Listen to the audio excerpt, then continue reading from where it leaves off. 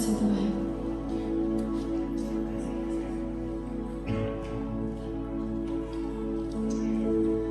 Walau ku harus berjalan dalam lembah kekelaman, perlindungan-Mu, oh Tuhan, nyatalah bagi hidupku.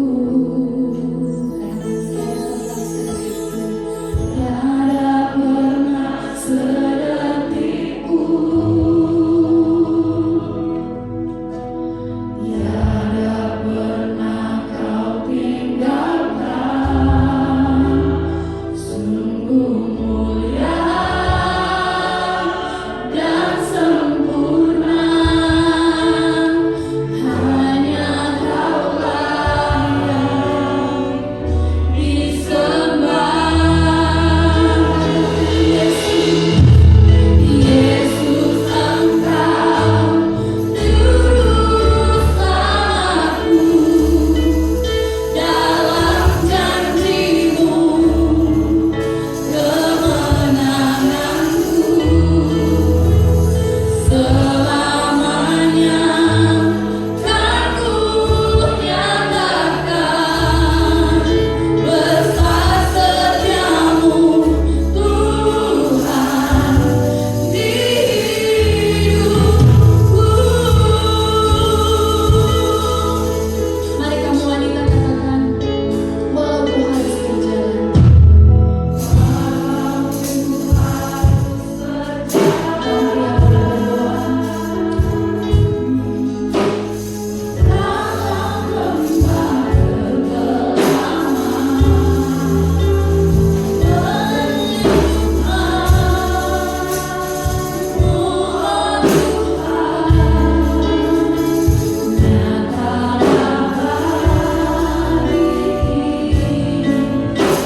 Kami suara teriakan, tiada pernah sedetik. Amin.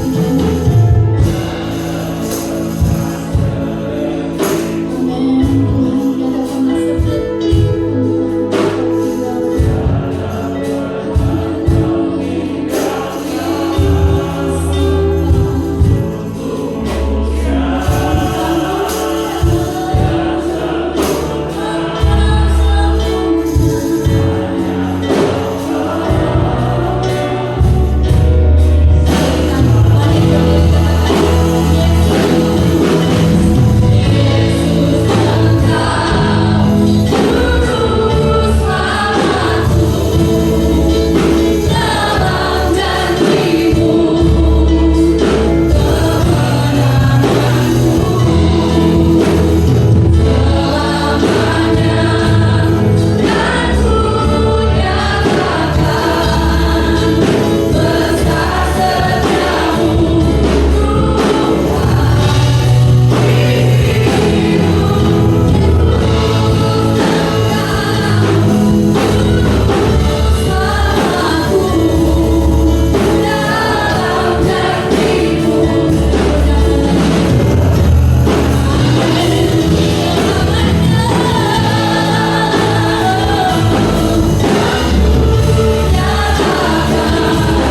tiada pernah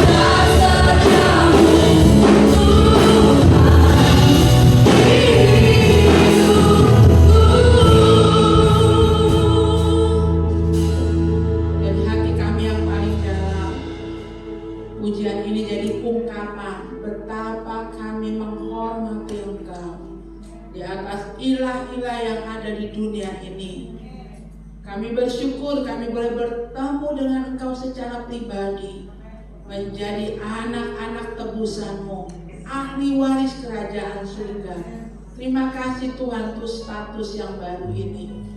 Dan sebagai anak-anak-Mu Tuhan, kami rindu terus diajar, dibentuk, disempurnakan, supaya kami kembali kepada masa penciptaan manusia segambar dan serupa Engkau. Bapa di dalam surga, selain kami datang di rumah-Mu dengan rasa syukur, kerelaan untuk diperbaharui, disempurnakan. Engkau juga melihat setiap kami.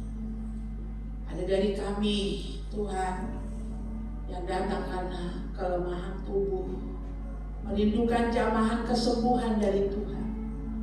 Ada dari kami yang datang karena pergumulan yang berat dalam keluarga, dalam pekerjaan, dalam perkuliahan, dalam kehidupan sehari-hari, dalam usaha mata pencaharian kami. Kami percaya kedatangan kami tidak sia-sia, Tuhan, sebab kami punya Allah yang hidup. Tuhan akan mengerjakan yang terbaik dalam ibadah ini. Roh Kudus, manifestasikan kuasa-Mu kepada setiap pribadi kami. Kami yang datang dengan kerinduan mau semakin serupa ke gambar-Mu, Tuhan. Terus membawa kami pada pertumbuhan iman. Urapi hamba di dalam menjelaskan firman-Mu dengan urapan yang baru. Kuasa wibawa otoritas Allah menyertai pelayanan hamba. Kepada kami, Tuhan, di tempat ini, berikan kami hati seorang murid. Kami mau dibentuk, kami mau diarahkan, digembalakan oleh Engkau, Gembala Agung, lewat firman ini. Kekasih-kekasih yang di rumah, yang ibadah lewat YouTube, Engkau juga berkati, Tuhan, sehingga setiap kami boleh bertumbuh dalam kebersamaan, berbuah dalam kebersamaan. Tuhan dipermuliakan. Kami siap diberkati dalam nama Tuhan Yesus. Haleluya. Amin. Puji Tuhan. Shalom jemaat. Apa kabar? Siap dan luar biasa. Pak Amya, apa kabar Pak Amya? Terima kasih buat oleh-olehnya. Luar biasa ya. Kita mau diberkati firman Tuhan. Ada yang WA saya begini, Bu Gembala, gereja-gereja ini lagi membahas tanda-tanda kedatangan datang, dikait-kaitkan dengan perang di Ukraina. Saya mau sampaikan buat saudara, ya, di seluruh Alkitab kita dari Kejadian sampai Wahyu ada nubuatan-nubuatan yang di zaman para nabi juga belum digenapi. Berarti kita angkatan yang akan menyaksikan, karena semua nubuatan itu harus digenapi dulu baru Tuhan datang.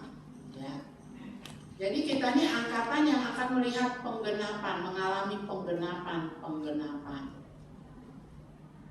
Banyak tanda yang mengawali sangkakala berbunyi Tuhan datang di awan-awan. Banyak tandanya.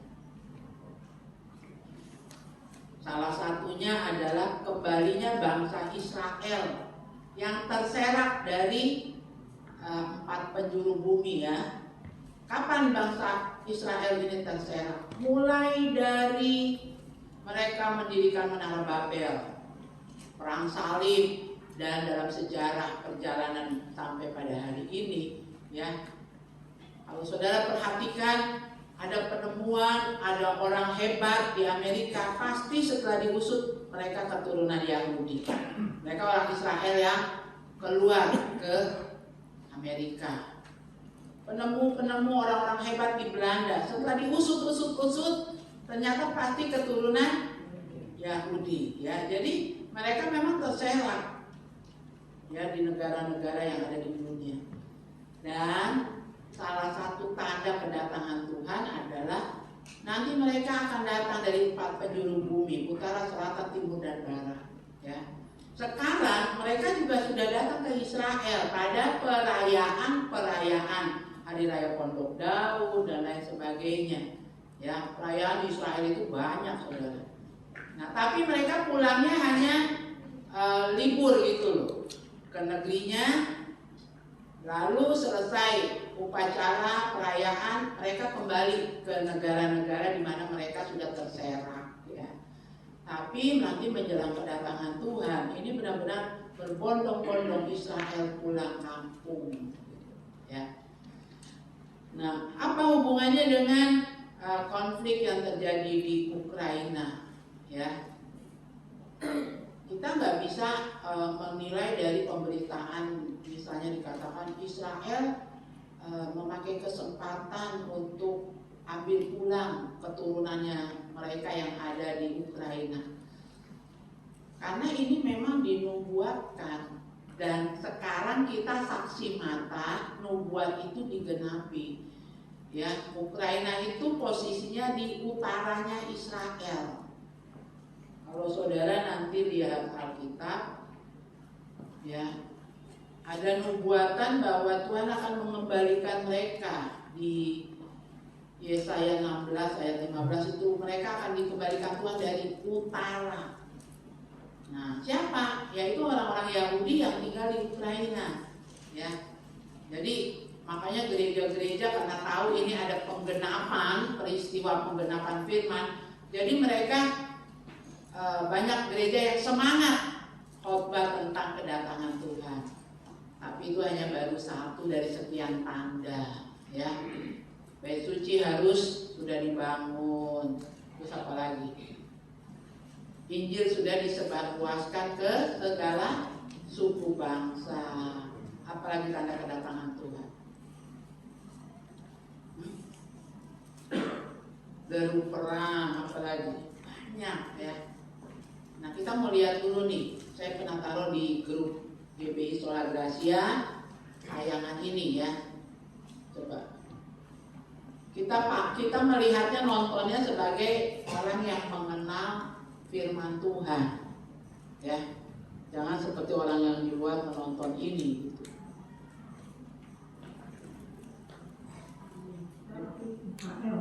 Ini Perdana Menteri Israel. Bennett naik ke kabin pesawat dan berbicara singkat dengan seorang anak. Bennett menyambut anak-anak yatim-piatu Yahudi Ukraina ini di rumah abadi mereka, tanpa perjanjian Israel.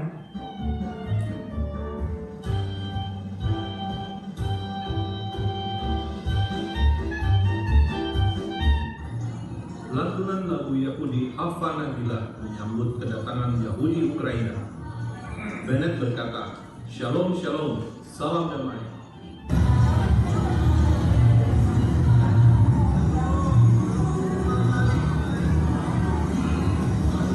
Kedatangan sesama Yahudi kembali ke tanah nenek moyang Israel adalah sebuah sukacita karena janji Tuhan ribuan tahun silam tergenapi di masa kini. Anak-anak ini menempuh perjalanan panjang dari Ukraina menuju ke Rumania, baru terbang ke Israel. Di Ukraina, anak-anak yatim piatu Yahudi ini diasuh oleh alumni di kota Shitomir, Ukraina Barat.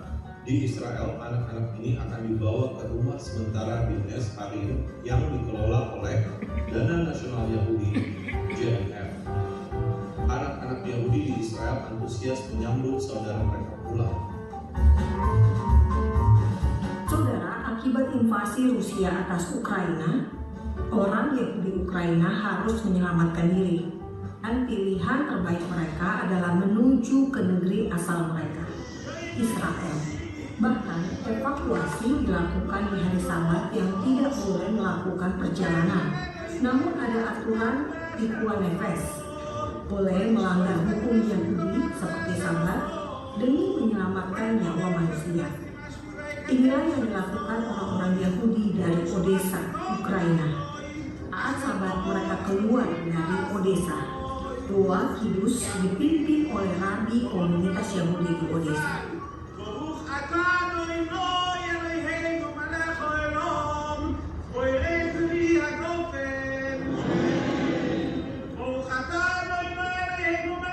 Saudara, perlu Anda ketahui, pulang kembali ke Israel adalah pilihan, bukan kewajiban orang Yahudi di seluruh dunia.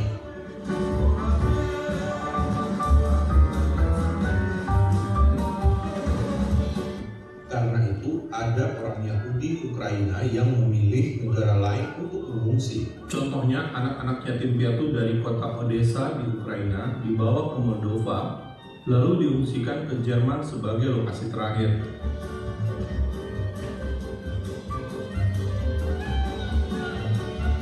Ada pula Yahudi Ortodoks Ukraina yang memilih ke Polandia, tetangga Ukraina. Tetapi bagi Anda yang memahami Alkitab, Anda bisa melihat perang yang menimpa Ukraina adalah tanda bagi orang Yahudi untuk pulang ke tanah perjanjian. Ini sesuai nubuatan dalam Alkitab. Orang-orang Yahudi akan kembali dari 4 penjuru bumi, kembali ke Yerusalem. Ukraina berada di utara Israel, sehingga nubuatan dari utara tergenapi dengan kondisi saat ini. Alkitab memuat sejumlah ayat rujukan tentang kepulangan orang Yahudi ke Israel.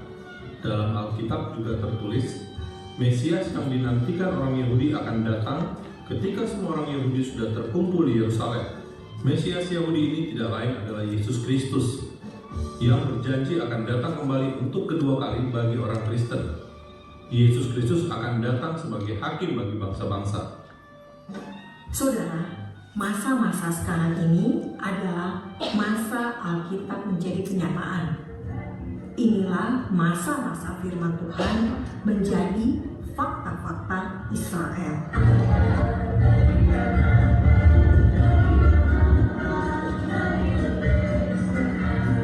Salam damai dari fakta Israel.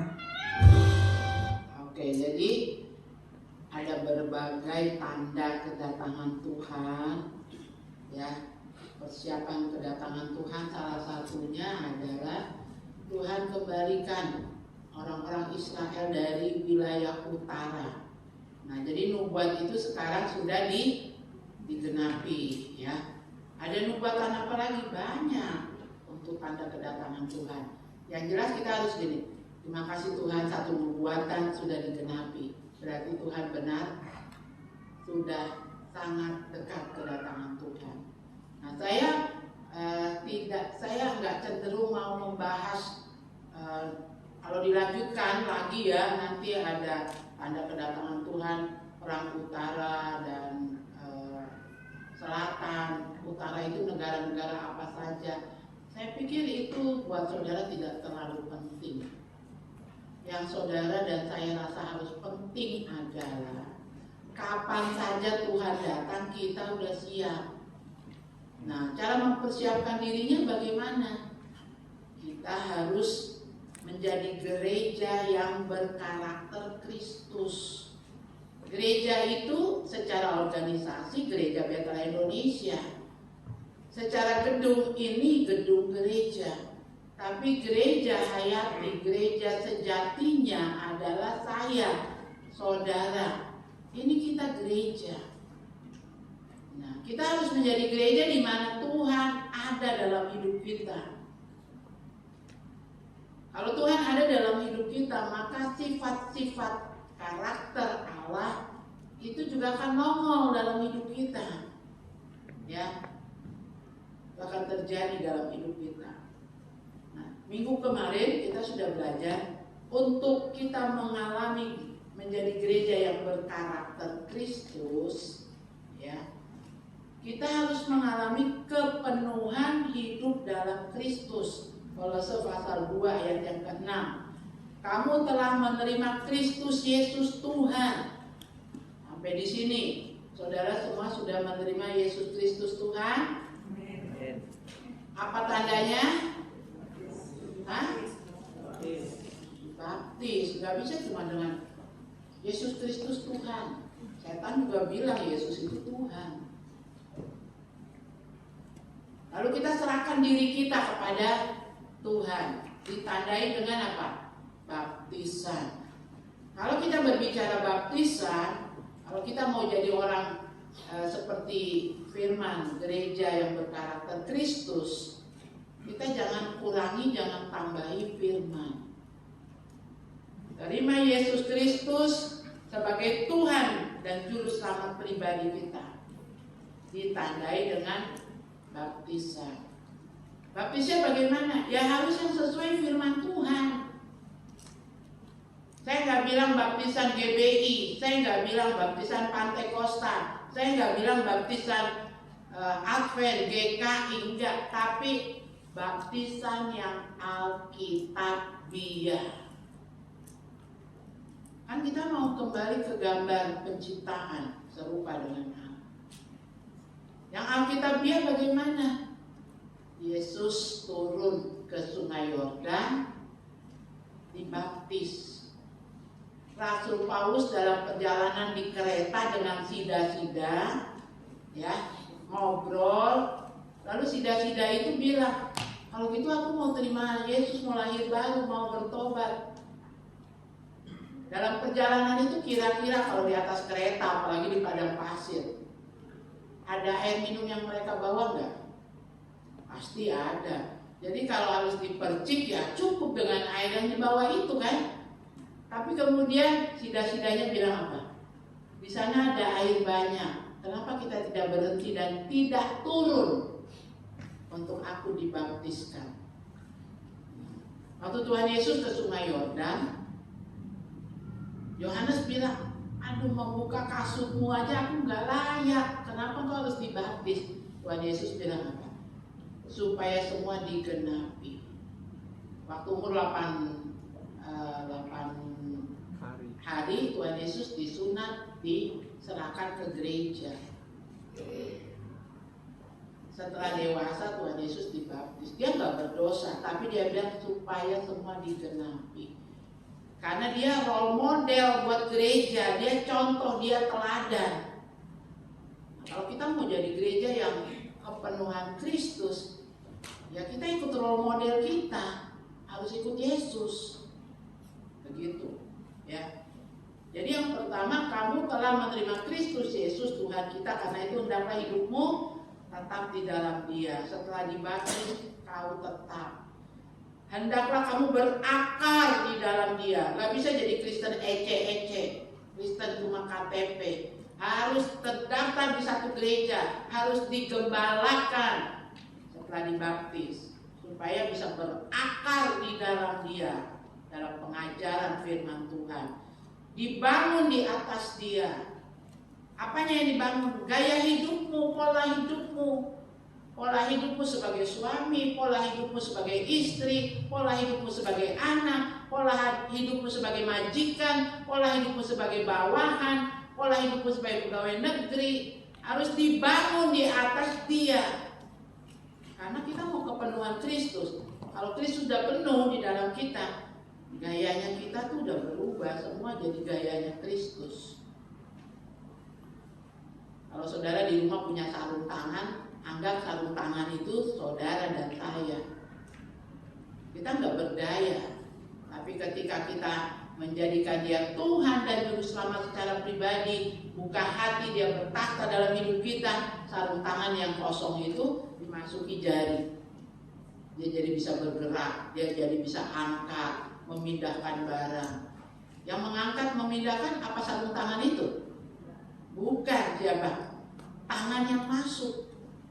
Kalau sarung tangan itu adalah saudara dan saya yang lemah karena kejatuhan manusia, diciptakan segambar Allah tapi jatuh. Gambar Allah rusak, tak berdaya. Kita datang, buka pintu hati, biarkan Dia masuk, memenuhi hidup kita. Seperti tangan yang masuk di sarung tangan, Dia bergerak, Dia mengangkat, memindahkan sesuatu, bekerja.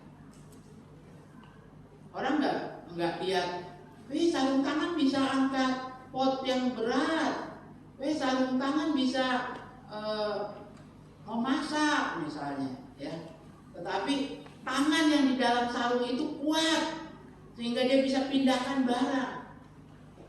Kalau Kristus kuat dalam hidup kita, penuh dalam hidup kita, maka manifestasinya pasti manifestasi Kristus dalam hidup kita. Kamu berakar di dalam Dia, kamu dibangun di atas Dia. Hendaklah kamu bertambah teguh dalam iman yang telah diajarkan kepadamu, dan hendaklah hatimu melimpah dengan syukur. Ya, nggak ada cara lain selain satu, terima Tuhan Yesus. Lalu kita hidup berakar, dibangun di atas Dia. dengan iman yang teguh lewat pengajaran. Jadi kalau saudara tersinggung, saudara firman Tuhan hari ini gak cocok buat saya, cocoknya buat tetangga sebelah, itu gak bisa, saudara. Engkau akan berakar dari tanaman yang subur, yang kuat, yang berbuah apabila engkau dalam pengajaran. Maka kalau diajar didengar yang baik. Cucu saya Gracia bilang gitu, Oma, apa yang dipesan Om Bagas, yang dipesan Iih, Noni benar-benar terjadi di sekolahku. Pokoknya kalau di sekolah kamu tidak kerjakan PR, guru menerangkan bercerita, kau tinggal alami akibatnya. Rupanya itu terjadi kemarin waktu Grace tatap muka ulangannya. Ujian. Ada teman yang main-main. Ibu guru mendekati dan tanya, mau ditarik rambut yang mana? Yang atas atau yang di sini? Wah, temanku rambutnya ditarik itu pasti sakit. Grace di rumah dia coba tarik. Wah, sakit. Kita yang tarik sakit. Kalau orang yang tarik kan nggak tahu sakitnya seberapa dia berarti. Grace sampai berdoa, Tuhan jangan ibu guru jalan ke samping saya, baru saya lambat-lambat, saya salah-salah. Jadi dia lebih hati-hati. Dia belajar sungguh-sungguh sebagai seorang murid. Saudara juga demikian. Waktu Yesus terangkat ke surga, Tuhan Yesus nggak bilang jadikan semua bangsa gereja Bethel Indonesia. Nggak ada perintah itu. Nggak ada perintah jadikan semua bangsa orang Kristen. Nggak ada. Saudara cari ayatnya. Tapi jadikan semua bangsa murid. Kapan murid berhenti belajar? Sebagai murid kita nih, murid Tuhan Yesus, kapan kita berhenti? Ketika lahir, ketika meninggal dunia, baru berhenti jadi murid. Ya, jadi biar rambutnya putih kayak neneknya Lala di belakang, ya, tetap jadi murid. Nggak ada bilang gembala khotbah ini keras-keras menyinggung perasaan. Saudara tadi waktu kita doa bilang gini nggak? Tuhan urapi gembala kami menyampaikan firman. Jadi saudara yakin kan saya bukan ngomong kosong. Saya dalam pengurapan kuasa wibawa otoritas Allah menyampaikan firman. Materi ini saya pelajari sebelum saya khotbah. Saya ukur di diri saya udah kerjakan belum? Jadi kita sebagai murid harus diajar. Kapan berhenti belajar? Pada saat meninggal atau sangkakala berbunyi Tuhan datang. Tandanya salah satunya yang sudah digenapi Ukraina. Yahudi yang ada di Ukraina dari utara pulang. Ya, Yesaya digenapi. Wow. Kita akan lihat terus penggenapan sampai Tuhan datang. Ya. Nah, di sini kita belajar gereja berkarakter Kristus. Saudara lihat di Warta Jemaat. Gereja yang berkarakter Kristus. Ada seorang penulis, namanya saya nggak tahu ya inisial, dia tulis nama dengan inisial J.R. Miller, menulis satu-satunya hal yang kembali pulang dari pemakaman orang mati bersama orang-orang yang berkabung dan menolak untuk dikubur adalah karakter.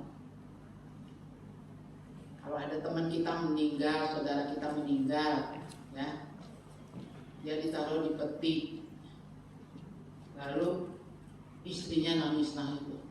Ini jam tangannya baru dia pakai 2 hari sebelum dia meninggal. Masukin ke peti biar ikut dikubur. Ini Alkitab dia baca pagi sebelum sarapan, biar dibawa ke kubur. Itu bisa dikubur, saudara. Tapi yang namanya karakter nggak bisa dikubur. Orang pulang dari kubur, ya orangnya udah dikubur yang meninggalnya. Yang bergabung istri, anak, saudaranya, temannya, kerabatnya, dia akan terus pulang. Karakter tetap berbicara. Baguslah bapak itu mati, dia hidup juga bikin susah. Sama istri jahat, suka pukul, tempeleng, tendang, anak-anak teraniaya. Bapaknya udah mati, tapi karakternya masih berbicara. Kalau yang meninggalnya baik, ya karakternya bagus. Aduh, memang dia orang baik, orang takut Tuhan, makanya matinya juga bagus. Padahal orangnya udah dikubur. Terus berapa tahun kemudian anak yang dari almarhum yang baik ini menikah. Teman papanya yang meninggal ya ngomong, aduh kamu ini beruntung dapat jodoh yang bagus. Habis papamu juga lagi hidupnya bagus kelakuannya. Orangnya udah nggak ada, udah dikubur, tapi karakter masih berbicara. Paham saudara? Satu-satunya yang nggak bisa dikubur itu karakter. Makanya kita harus punya karakter yang baik. Bagaimana karakter yang baik? Karakter Kristus ada pada kita, ya, ada pada kita, sehingga manifestasinya baik, yang terlihat baik. Betapa pentingnya karakter Kristus memenuhi hidup kita, ya. Kita mau lihat di warta jemaat yang bagian baliknya, ya. Karakter orang itu akan tetap hidup dan terus berbicara.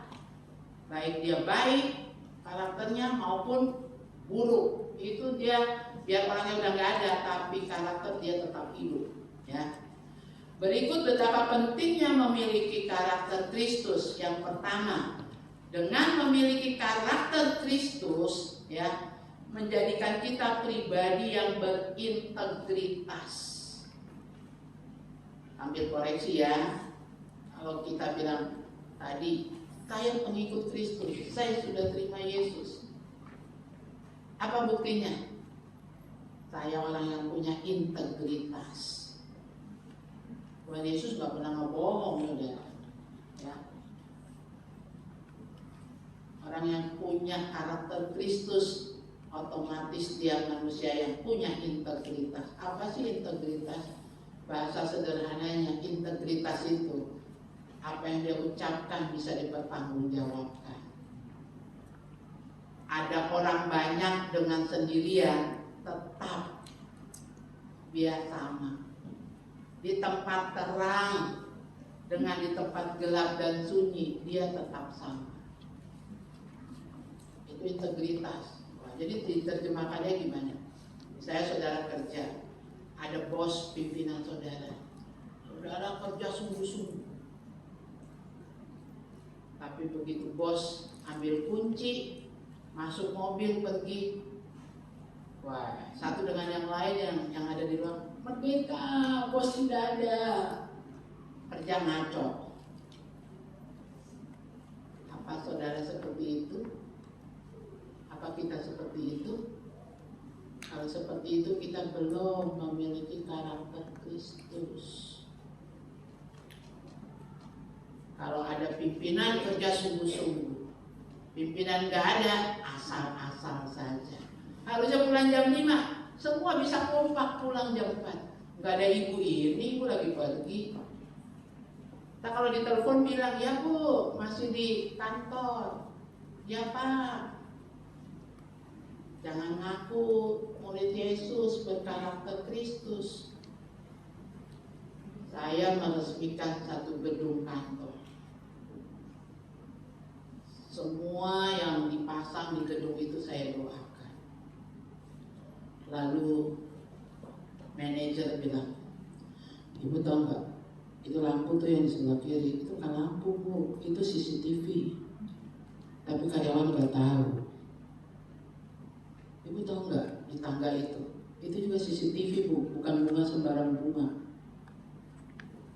Kenapa harus begitu? Tempat usaha dibuka dengan ibadah. Ibu tahu, justru karyawan yang Kristen yang tukang pancuri. Sampai kami harus taruh CCTV di sana, di sini. Kalau kita sudah berkarakter Kristus, kita nggak begitu. Sampai perusahaan takut kita mencuri, kita diwaspadai dengan CCTV. Mau ada CCTV atau tidak? Ada CCTV di atas CCTV matanya Tuhan. Daud bilang, kau lari ke tempat yang paling dalam, Tuhan ada di sana.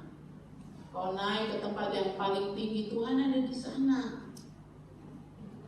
Saya bangga ya, almarhumah mama saya kalau saya mau camping, mau pergi sama teman bermalam gitu ya.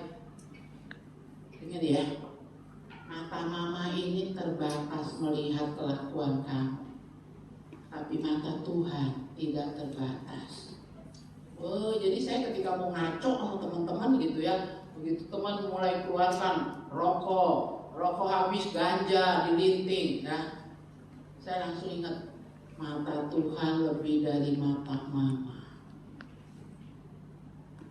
Itu saya belum terima Yesus sepenuhnya, saya cuma takut gitu ya. Saya takut gini, kalau saya bikin yang ngaco-ngaco, saya pulang tabrakan mati, karena saya ngebohongin mama saya. Waktu itu saya hanya cuma takut sama mama, bukan belum sama Tuhan gitu ya. Saudara yang kekasih, karakter Kristus itu penting supaya engkau punya integritas. Tidak ada istri sampai kayak detektif periksa. Suami pulang kerja diperiksa. Cuma belum beli alat yang gini aja yang bisa bunyi toek gitu. Kantong sini nggak ada, kantong sini nggak ada, kantong celana kiri nggak ada, kanan tidak ada, belakang tidak ada. Jadi duitnya cuma segini Pak. Iya sayang, pakai sayang lagi. Iya sayang. Baru kenapa Bapak pulang tidak langsung duduk minum yang saya sediain, buka sepatu. Ntar aja Bapak mau pakai sepatu sampai di kamar karena ada yang disembunyikan di kaos kaki. Anda belum Bapak yang berkarakter Kristus, punya integritas. Orang yang punya integritas enggak ngebohong. Sudah sampai di mana Richard? Di lampu merah. Jangan suruh saya tebak-tebak lampu merah yang mana. Karena dari Bayangkara sampai ke Pastori sini berapa lampu merah dilewati si Richard. Begitu. Lampu merah mana? Lampu merah. Wah, kalau lampu merah sampai 5 kali, 3 kali berarti Richard bingung. Yang mana nih ya, yang mana ya? Tapi untungnya Richard nggak pernah begitu. Nggak pernah begitu sekali. Berarti sering begitu ya. Orang yang punya integritas langsung ngomong, gimana kamu? Bu, saya lapar, jadi saya berhenti dulu. Daripada saya sakit mah, saya makan dulu di sini. Saya terlambat sampai di situ. Itu orang punya integritas. Salah nggak sih kalau jujur? Hah? Nggak salah kok. Terus habis nanti kalau jujur terlambat dipotong gajinya, ya itu resiko, harus terima. Betapa pentingnya orang punya karakter Kristus sehingga dia menjadi pribadi yang berintegritas, ya. Bukan cuma sekedar jadi pribadi yang tidak membohong, bicara tentang integritas, ya. Orang yang integritas adalah yang utuh, jujur, dipercaya dan dapat diandalkan. Perkataannya tidak beda dengan perbuatannya. Ya, tidak bisa saudara membela diri dan nyanyi lagu lama. Memang lidah tak bertulang, lain di bibir, lain di hati. Gak bisa saudara. Anak Tuhan itu harus bisa dibaca orang. Ya. Karakter contohnya ketika Yusuf mengatakan tidak kepada istri Potifar, walaupun dia harus masuk penjara, ya. Daniel menolak berkompromi meski hanya demi menu makanan. Sadrak, Mesak, Abednego menyembah dewa, menolak menyembah dewa. Itu integritas, walaupun taruhannya nyawa melayang. Kita udah seperti ini belum? Kita udah punya integritas. Kalau kita masih ngebohong-ngebohong, itu berarti belum berkarakter Kristus. Ya. Lalu yang kedua, karakter menimbulkan dampak atau pengaruh besar. Apa dampaknya? Apa pengaruhnya? Engkau jadi garam. Matius 5 ayat 13-14. Engkau jadi terang. Hidupmu sudah berdampak belum? Bahasa penting yang selalu diulang-ulang Yeremia buat orang yang numpang di rumah kami. Habisin beras, habis-habisin makanan, baru kau tidak bikin apa-apa di gereja ini. Itu bahasanya Yeremia begitu. Grace juga begitu, masih kecil sudah disampaikan bahasa itu oleh Yeremia. Jangan tinggal di pastori ya Grace, karena cucunya Oma Gembala, terus cuma senang-senang makan mie ayam, makan KFC, beli pizza, tapi kok tidak bikin sesuatu. Padahal Grace ini baru kelas 4. Apa yang Grace sudah bisa? Menyapu, ya udah, menyapu itu bagiannya Grace. Anak kecil aja diarahkan begitu sama Jeremia. Apa dampak bapak di rumah buat istri, buat anak? Pada waktu diskusi ibu-ibu ditanya, apa kelebihan suamimu? Dia bekerja keras, mantap. Apa kekurangannya? Dia juga keras kepala. Dia juga keras sikapnya sama kami, anak dan istri. Kalau ngomong gelegar. Buang yang itu yang buruknya, pertajam yang bagusnya. Supaya kita berdampak buat istri, buat anak, keponakan, mertua, ipar yang tinggal di rumah kita. Harus punya dampak.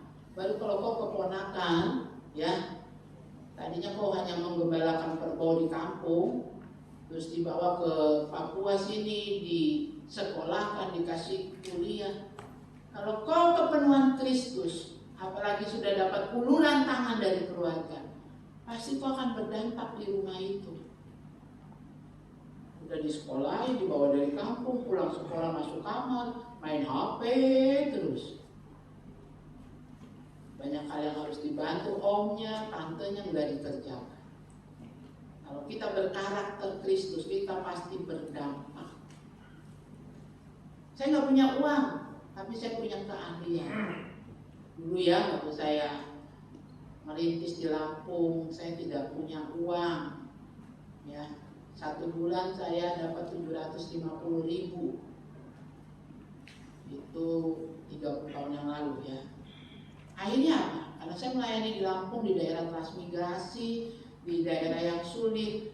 Jadi kalau ada tetangga menikah, ada jemaat ulang tahun, saya nggak punya apa-apa, tapi saya punya karunia, saya punya keahlian. Mau bikin kue ulang tahun, sudah beli aja bahannya, nanti saya yang bikin. Ya.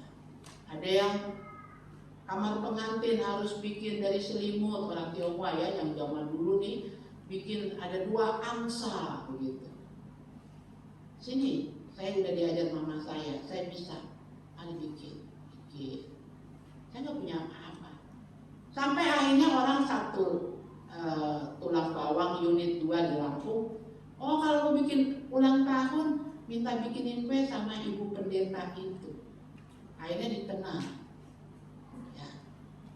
Oh, kalau mau ulang tahun minta tolong ibu pendeta itu dengan guru sekolah minggunya. Mereka punya baju badut, mereka bisa menghibur. Orang muslim pun, ibu pendeta boleh nggak? Kami bukan jemaatnya ibu, waktu saya di Lampung ya. Oh, boleh, tidak apa-apa. Ibu pendeta mau melayani di ulang tahun anak kami. Mau, saya bawa guru sekolah minggu. Karena pengen berdampak, saya nggak punya apa-apa.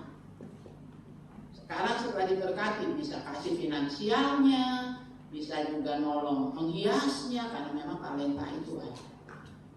Karena setiap kita waktu lahir tidak ada yang tidak dilengkapi dengan talenta sama Tuhan. Persoalannya kita nggak sadar kita punya karunia, kita punya talenta, lalu kita tidak latih, tidak kembangkan. Akhirnya apa? Yang 1 dinar itu tidak dikerjakan, malah kita pendam. Maka ketika yang punya talenta itu datang, kita kena hajar. Ya, yang 10 dikerjakan baik, yang berapa lagi? Urut-urutannya 10. Wah, nggak pernah dengar firman Tuhan itu kan? 8, 4, 1. Yang 1 ini pamalas, disembunyikan. Kalau kita kepenuhan Kristus, kita pasti berdampak. Kita jadi garam, jadi terang. Apa gunanya garam kalau sudah tidak asin lagi? Adakah garam yang tidak asin? Ada. Waktu saya camping tuh, ya, mau bakar api unggun, itu di bawahnya ditaruh. Zaman saya kuliah tuh ada garam yang bentuknya kayak kotak-kotak padat gitu, ya. Nah itu disusut, di atasnya baru ditaruh kayu api. Hasilnya apinya akan panas, tahan lama. Setelah selesai camping, besoknya mau pulang kan kita rapikan ya, rapikan. Garamnya ini nggak bawa pulang buat camping berikutnya. Karena waktu dihancurkan, dirasa itu sudah tidak asin lagi. Jadi firman Tuhan nggak bohong. Apa gunanya garam kalau dia udah jadi tawar? Ada garam yang nggak ada rasa asinnya. Saya udah buktikan itu waktu saya camping. Garam itu saya, saudara. Berdampak nggak hidupmu? Berguna nggak? Kalau mau selama hidup berdampak, berguna, undang Kristus memenuhi hidup kita. Karena kalau garam kita sudah jadi tawar, kapan tawarnya? Mati, ditaruh di kubur, kuburannya di AB. Dia bagaimana garam yang sudah mati itu? Selain diinjak-injak orang. Kalau kuburan di kota lain disusun rapi, nggak mungkin diinjak-injak orang. Kalau kuburan di AB rapat-rapat, ditumpuk iya, ada orang yang ditumpuk lagi. Kenapa? Udah bangkai, tinggal jasadnya saja. Bisa kubur yang nggak dirawat, tidak diakui orang, ditaruh garam yang sudah berakhir masa hidupnya. Hidup kita ini ada masa expired, ada masa selesai.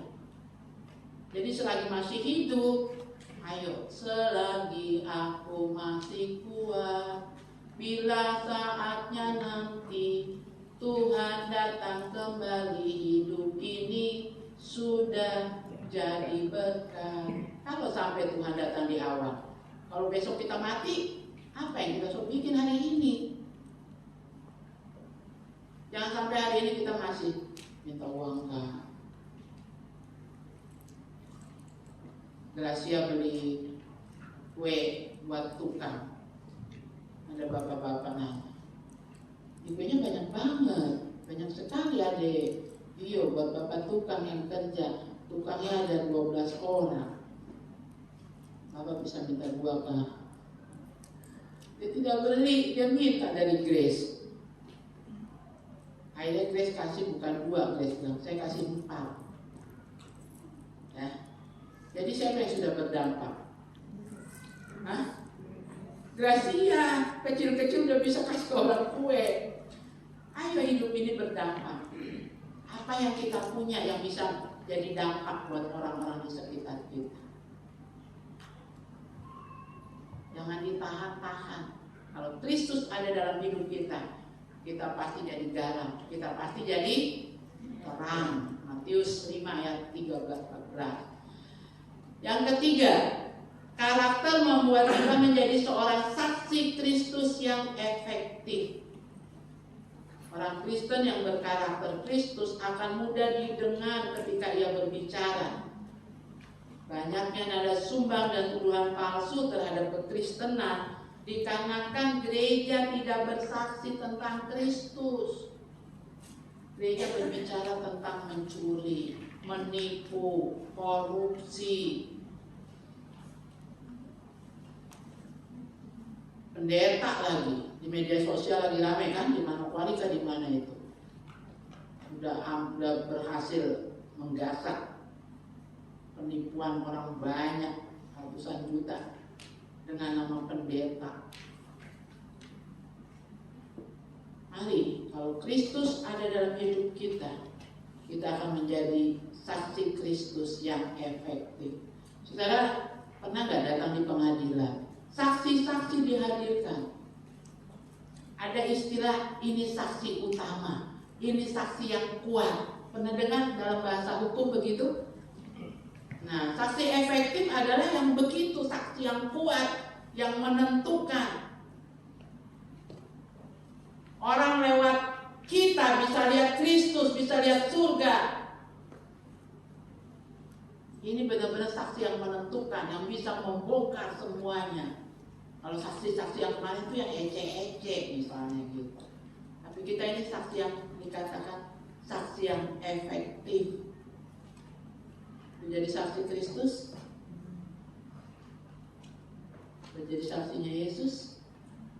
Saya ingat dulu setiap ibadah ya, ikut mama ibadah kaum wanita di gereja. Waktu mau bersaksi, siapa ibu-ibu yang mau bersaksi? Pemimpin pujian nyanyi, bersaksi terus sampai Tuhan datang. Enggak dibilang bersaksi kadang-kadang sampai Tuhan datang, enggak, tapi bersaksi terus sampai Tuhan datang. Ya, ini efektif. Bersaksi, bersaksi, bersaksi, haleluya. Tapi ibu-ibunya ini bersaksinya banyak yang salah. Ibu-ibu, terima kasih untuk dukungan doanya. Ya, saya diberkati Tuhan luar biasa. Hari ini saya ke gereja pakai motor baru. Tuhan Yesus luar biasa. Dia nggak berani ngomong, ibu-ibu terima kasih, saya tidak punya kendaraan, akhirnya bisa kredit. Mau ngomong kreditnya malu gitu. Ya. Terima kasih hari ini saya ulang tahun. Itu benar bersaksi, tapi itu bersaksi urusanmu pribadi. Yang dimaksud bersaksi secara efektif adalah memberitakan Injil sampai orang terima Yesus lahir baru. Saya punya teman pendeta gini, penerbangan ke Jakarta itu 5 jam. Dia akan cari dulu, kalau bisa cari yang terlihat di wajahnya ini bukan orang Kristen. Dia akan pakai 5 jam itu untuk menginjil.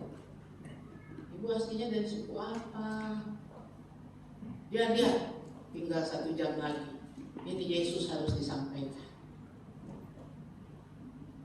Yang dimaksud ketika Kristus dalam hidup kita, kita akan jadi saksi yang efektif. Itu bukan, kita mau ke rumah sakit, nggak punya uang, tiba-tiba di jalan ada dompet, nggak tahu dompet siapa, dibuka isinya ada uang. Terima kasih Tuhan, kau kirim aku dompet. Buat saudara itu kan buat orang yang hilang dompetnya musibah. Kami sudah melahirkan istri kami, mau pulang nggak punya uang. Lalu kami berdoa, Tuhan tutup mata suster, perawat, dokter. Kamu dari rumah sakit. Bukan bersaksi yang kayak begitu. Bersaksi adalah kami datang di kampung itu. Di kampung itu belum ada gereja. Kami datang, kami bangun gereja di sana. Yang tadinya karena ibadah di rumah yang datang hanya 10, 15. Sekarang yang datang ibadah di Putali 30, 40, 50 orang. Kita beri kemuliaan bagi Tuhan. Itu bersaksi, bukan egois nyeritain baiknya untuk kita saja. Tapi bicara tentang Kristus, menjadi saksi Kristus. Ini harus kita rindukan. Daripada ngomong yang gak kepuguan dengan teman-teman sesama perempuan, ayo kita bicara tentang Tuhan. Yuk, Tuhan sampai begitu sama kamu? Iya, kami puasa suami istri dan Tuhan jawab 3 bulan. Wah, kalau gitu saya juga mau belajar. Bersaksi yang seperti itu. Saya tidak punya apa-apa. Saya ikut tes. Ini tes yang keempat kali untuk jadi pegawai negeri. Ada saya punya anaknya teman saya ya, berkayak keluarga.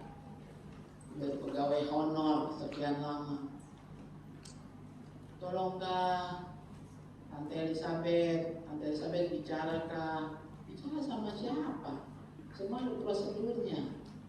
Umurmu masih cukup untuk tes lagi? Masih. Udah tes lagi. Ini ada yang tawarkan dengan 40 juta bisa jadi pegawai negeri. Dan macam-macam ya. Tidak ada.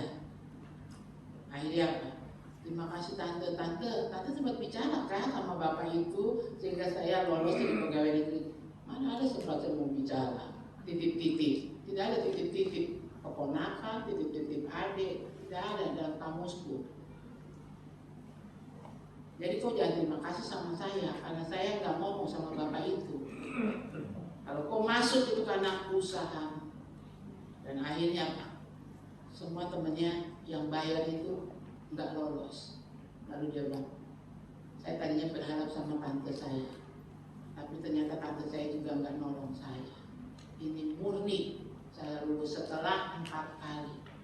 Dan teman-temannya akhirnya apa? Yang masih pegawai honor yang masih beberapa tahun, nanti saya seperti kakak. Saya mau punya iman seperti kakak, berserah total sama Tuhan. Ini bersaksi yang efektif, kesaksian yang efektif. Ayo sekarang kita mau Tuhan penuhi aku. Kalau Tuhan penuh dalam hidupku, aku jadi manusia yang mengalami kepenuhan. Bedakan kata dasar penuh dengan kepenuhan. Kalau kepenuhan berarti apa? Udah penuh, dipaksa penuh lagi kan? Digoncang-goncang, diisi lagi sampai meluap keluar.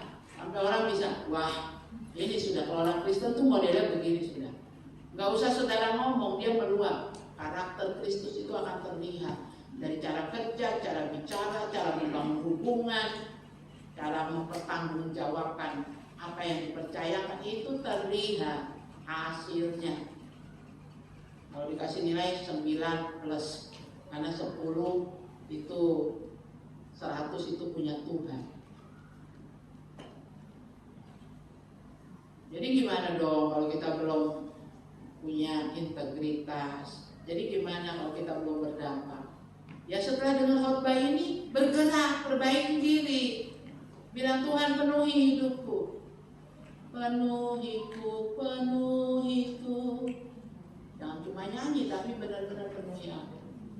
Terima kasih kau tegur. Aku masih suka ngebohong. Bohong tipis-tipis saja.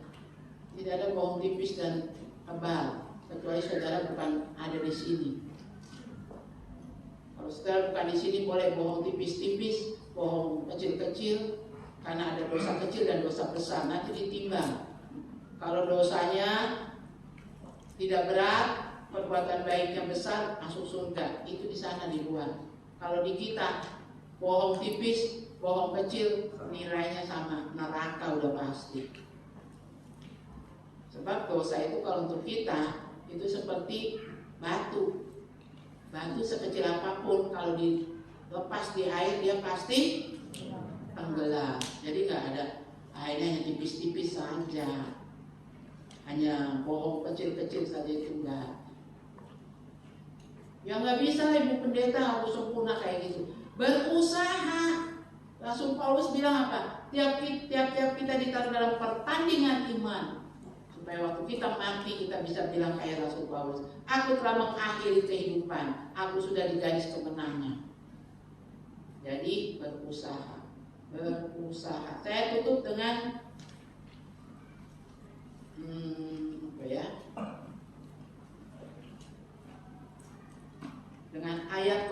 3 ya.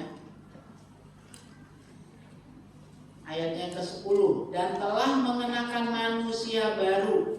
Waktu habis dibaptis, keluar dari baptisan, engkau sudah mengenakan manusia baru. Tapi belum berhenti di situ, yang terus menerus diperbaharui untuk memperoleh pengetahuan yang benar menurut gambar kalibnya. Jadi habis dibaptis, relakan, terus menerus diisi, diperbarui. Jadi waktu kita nyanyi seperti Yesus, itu saja yang ku pinta. Setan gak bilang, tipu saja, gak ada perubahan kok. Tapi waktu kita usaha mengerjakan bagian kita, Tuhan melihat. Ya, Tuhan melihat dan Tuhan menghargai, Tuhan siapkan mahkota. Mau kepenuhan Kristus? Mau menampilkan karakter Kristus? Saya mau, saudara juga pasti mau. Kita minta Roh Kudus memampukan kita semua. Saya undang para pelayan ke depan.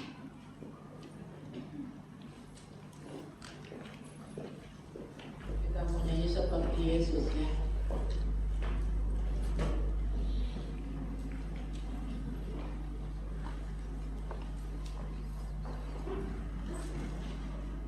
Terima kasih Tuhan. Seperti Yesus, seperti Yesus, itu saja, itu saja yang ku minta dalam jalanku,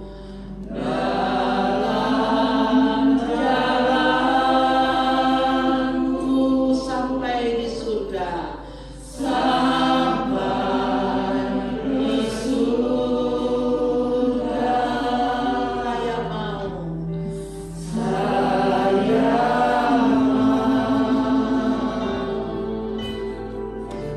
seperti Yesus, yang mau memiliki kepenuhan Kristus, yang mau mengalami hidup dituntun oleh Roh Kudus. Karakter Kristus ada pada kehidupanmu. Mari bersama saya nyanyikan pujian ini sebagai permohonan doa kita kepada Tuhan. Dengan lembut, penuh permohonan kepada Tuhan. Seperti Yesus, seperti Yesus. Seperti Yesus, seperti Yesus. Seperti Yesus, itu saja, itu saja yang ku minta, yang ku minta dalam jalanku,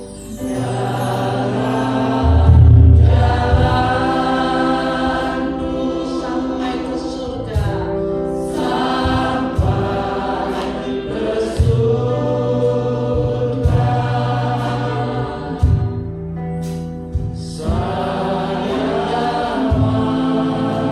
Saya mau seperti Yesus, seperti Yesus.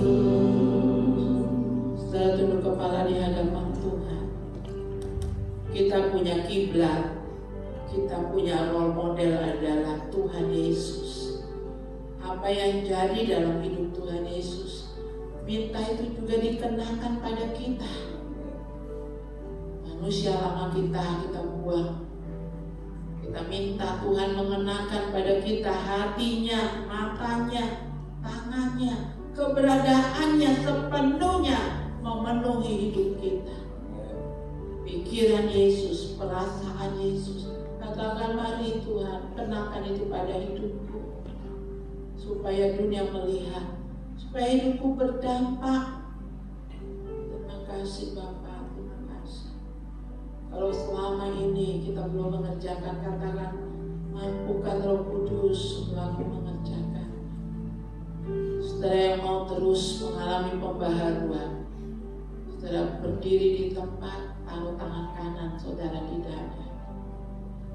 Yalah masih ini kami Tuhan, kami berdiri di hadapan-Mu. Kami manusia lemah, kami tidak sempurna. Tapi hari ini Tuhan kami berdiri, kami berkomitmen. Kami mau jadi pelaku-pelaku firman.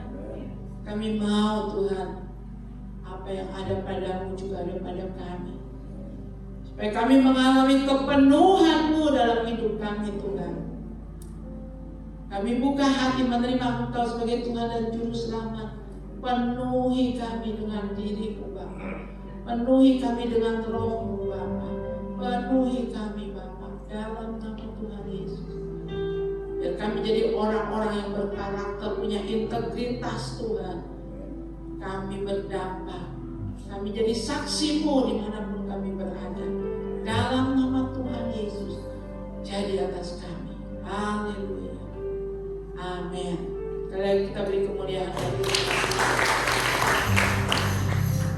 Saudara, kita akan memberi persembahan.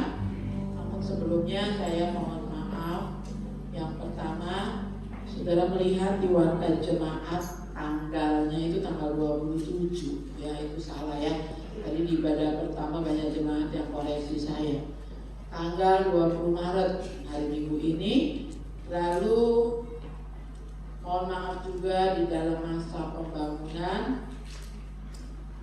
agak sedikit kurang nyaman. Ke toilet juga harus ke toiletnya PAUD ya.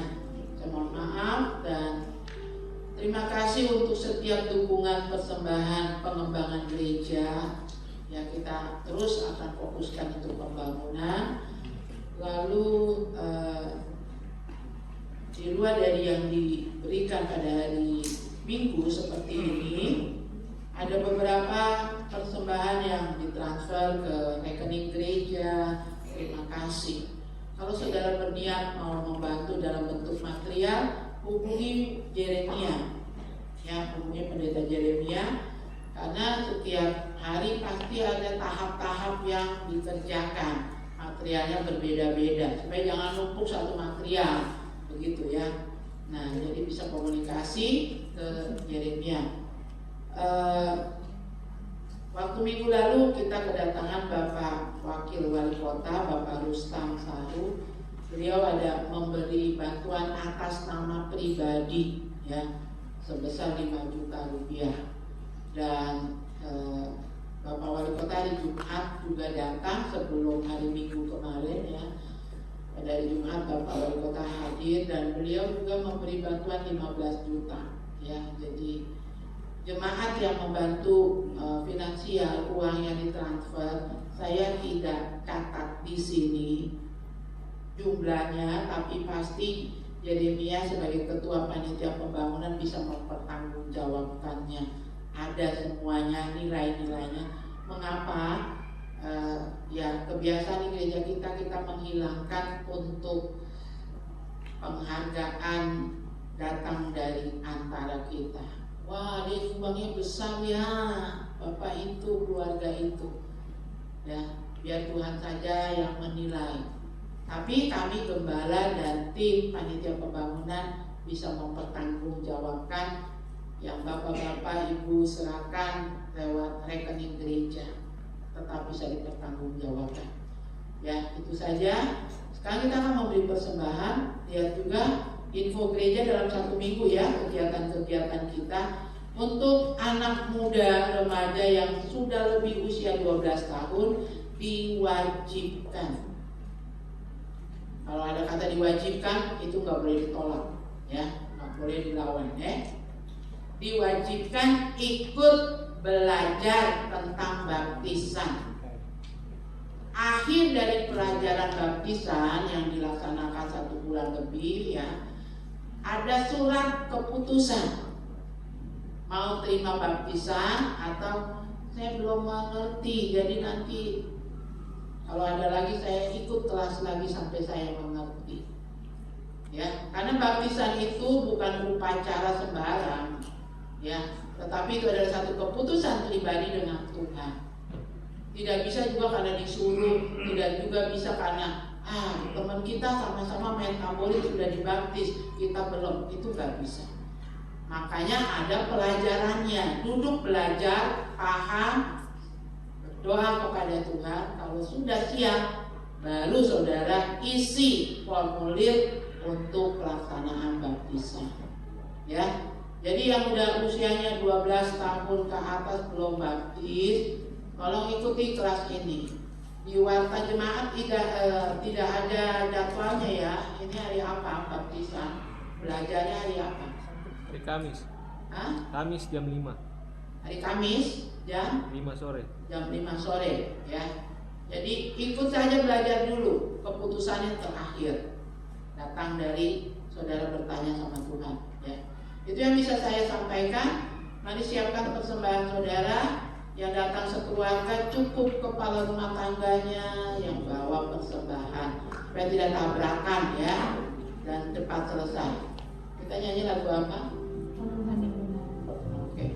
Kau Tuhan yang benar, tak pernah tinggalkan, dahulu selamanya, janji-Mu berulang.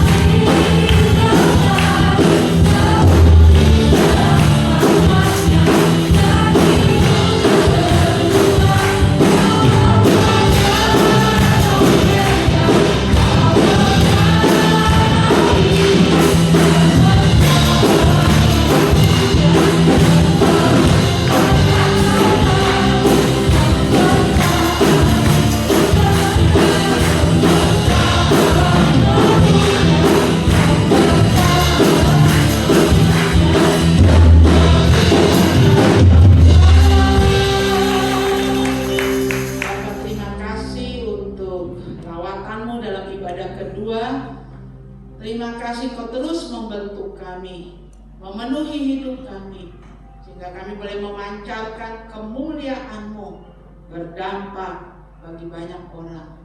Terima kasih Tuhan. Kami juga mengucap syukur buat para pelayan, baik ibadah pertama, ibadah kedua. Semua Engkau mengurapi kami. Jadikan kami pelayan-pelayan yang berkenan di hadapan-Mu, dilengkapi karunia-karunia dari hari ke hari.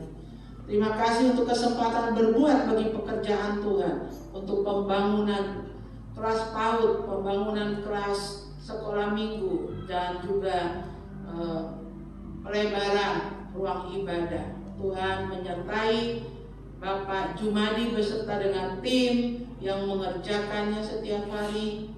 Berikan kesehatan dari Tuhan, dan Engkau juga menyertai sampai pada selesai pekerjaan nanti.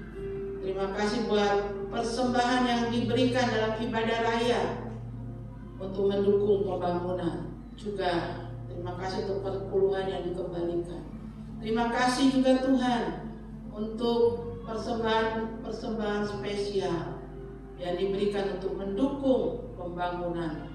Biarlah Tuhan memperhitungkan semuanya. Kalau belalang pelahap mengakar Tuhan, orang-orang yang mau curang, berbuat jahat, menipu kepada jemaatmu, dihalau, dihardik oleh Tuhan. Sebaliknya diizinkan kami diberkati, mengelola dengan cakap setiap berkat itu, dan kami boleh sehat dari hari ke hari. Terima kasih Bapak. Terima kasih juga Tuhan untuk kelahiran anak dari keluarga Ibu Sabrina. Terima kasih Tuhan, dengan sehat anak perempuan, cucu perempuan boleh lahir kemarin karena kasih dan anugerah Tuhan. Pada waktunya anak ini juga akan dibawa ke rumah Tuhan, diserahkan menjadi milik kepunyaan, dimateraikan sebagai anggota keluarga dalam GBI Sekolah Gracia. Terima kasih Tuhan. Pulihkan ibu yang sudah melahirkan, anak yang dilahirkan juga bertumbuh, bisa menerima ASI, ibunya juga bisa memberikan air susu yang terbaik, sehat, obat-obatan vitamin yang diminum setelah melahirkan juga semuanya berdampak baik. Terima kasih Bapak di surga. Kami juga berdoa Bapak di surga untuk kota Jayapura, untuk Papua dan Papua Barat. Kami berdoa Tuhan, biar lawatanmu, kedamaian yang berasal dari Tuhan melingkupi kami. Baik yang di pesisir, di lembah-lembah, di pegunungan, di kota besar, di kabupaten-kabupaten, di kampung-kampung, semua dalam perlindungan Tuhan. Kami berdoa buat bangsa negara kami Indonesia. Kami berdoa untuk pembangunan ibu kota negara baru Tuhan. Berkati hikmat-Mu kepada Bapak Presiden, Kabinet Menterinya, Wakil Presiden, turun atas para gubernur, bupati, wali kota. Biarlah bangsa yang besar ini ada dalam naungan Tuhan. Berkati gereja Bethel Indonesia di mana kami bernaung. Jadikan kami Tuhan gereja yang kudus, gereja yang menjadi saksi-Mu, yang menggenapi janji-janji firman-Mu terjadi dalam gereja ini Bapak. Pakai baik di dalam maupun di luar negeri keberadaan gereja kami Tuhan. Terima kasih Bapak. Saudara-saudara yang kekasih, mari kita arahkan hidup kita kepada Tuhan. Baik yang ada di sini maupun sebentar saudara yang melihat tayangan ini di akhir ibadah, engkau menerima berkat yang berasal dari Allah Bapa, berkat yang berasal dari Tuhan Yesus Kristus dalam persekutuan Roh Kudusnya, tinggal menetap dalam hidup saudara dan saya dari hari ini sampai Maranatha. Kita angkat pujian Kau Allah yang besar.